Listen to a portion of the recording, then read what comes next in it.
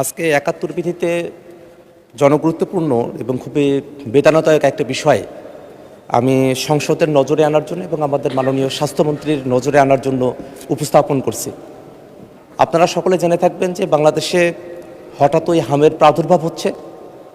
আমাদের অসংখ্য শিশু হামে আক্রান্ত হচ্ছেন এবং এখনও পর্যন্ত গত ৩ সপ্তাহে হামে সাসপেক্টেড মৃত্যুর সংখ্যা ১১৫+ এবং কনফার্মড মৃত্যু প্রায় ২৫ জনের মতো গত ৩ সপ্তাহেই। এভাবে সারা দেশে হাজার হাজার শিশুরা তারা হামে আক্রান্ত হচ্ছেন।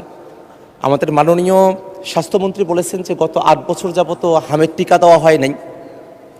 এই তথ্যটা আসলে সঠিক তথ্য কিনা সেটা নিয়েও যারা হামের টিকা প্রদান করে থাকেন মাঠ পর্যায়ের কর্মীরা আছেন তাদের মধ্যে এক ধরনের উৎকণ্ঠা বা এক ধরনের ভিন্নমত আমরা খেয়াল করেছি।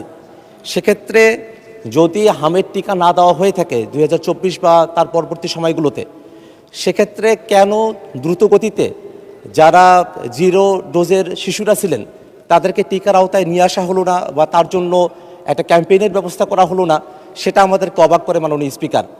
সব কিছু মিলিয়ে আমরা প্রথমত আগেই একটা ব্যবস্থা গ্রহণ করতে ব্যর্থ হয়েছি এবং পরবর্তীতে আমাদের শিশুরা যখন হাসপাতালে হামে আক্রান্ত হয়ে এসেছেন, আমরা জানি যে হামের চিকিৎসার জন্য আইসোলেশনের প্রয়োজন হয়, কিন্তু আমাদের হসপিটালগুলোতে আইসোলেশন ফ্যাসিলিটিস একেবারেই নাই। উপজেলা পর্যায়ে নাই, জেলা পর্যায়ে নাই, এমনকি যেগুলো আরও বড় বড় হসপিটাল আছে সেই জায়গাগুলোতেও নাই। বিশেষত রাজশাহী অঞ্চলের কথাটা এখন বেশি নজরে আসছে এবং যে আইসিইউ বা এনআইসিইউগুলো প্রয়োজন হয় সেই পর্যাপ্ত আইসিইউ বা এনআইসিইউয়েরও ব্যবস্থা নাই। এবং আরেকটা বিষয় খেয়াল করে দেখা গেছে যে আমাদের দেশে হামের টিকা দেওয়া হয় 9 মাস বয়স থেকে, কিন্তু এখন হামের যারা আক্রান্ত শিশুরা আছেন তারা আসলে 6 মাস বয়স বা তারও কম বয়স থেকে তারা হামে এটা আক্রান্ত হচ্ছেন। সেক্ষেত্রে আমাদের যারা সরকারের চাকরিতে যারা রোগতত্ত্ব বিশারদ যারা আছেন তারা কেন এই বিষয়টা আগে থেকে ফাইন্ড আউট করতে পারলেন না এবং সে অনুযায়ী ব্যবস্থা গ্রহণ করতে পারলেন না।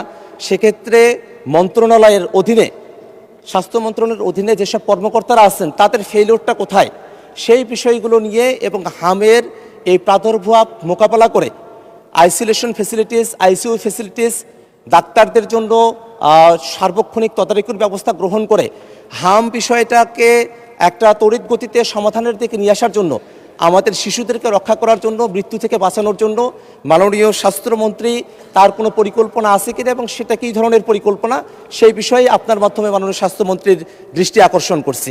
ধন্যবাদ মাননীয় স্পিকার।